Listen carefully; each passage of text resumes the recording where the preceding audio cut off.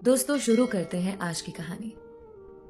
एक दिन कॉलेज से लौटी, अम्मी ने बताया कि तुम्हारे चचा के बेटे यूसुफ की शादी का दावतनामा आया है।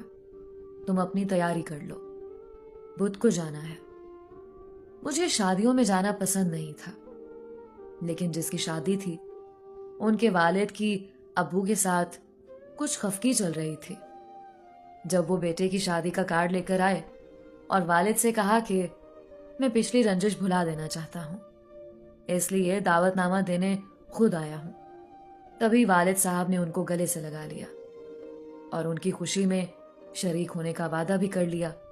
अब वजह रंजिश भी बताती चलूं कि चचा हमजा, जो मेरे वालिद साहब के फूफीजाद थे, अपने साहबजादे यूसुफ के लिए मेरा रिश्ता मांग रहे थे। अम्मी ने कह दिया कि अभी फरियाल पड़ रही है, हमें अपनी बेटी की शादी की इस कदर जल्दी नहीं है। ये कॉलेज की तालीम मुकम्मल कर लेगी, तब रिश्ते के बारे में सोचेंगे। अम्मी का जवाब यूसुफ की वालिदा को बुरा लगा। उन्होंने बेटे की बात आना फाना कहीं और ठहरा दी। हालांकि लड़का इस जल्दबाजी पर राजी नहीं था। वो मुझे ही से शादी का आरजूमंद था। दरअसल यूसुफ ने मुझे किसी तकरीब में देखकर पसंद कर लिया था। उन्हीं ने अपने वालिदैन को हमारे घर रिश्ते का पैगाम देकर भेजा था। हमजा चचा चूंकि दूसरे शहर में रहते थे, यूं भी मैं रिश्तेदारों के घर आती जाती नहीं थी, तभी अक्सर कजिन्स का मुझसे आमना सामना नहीं हुआ था।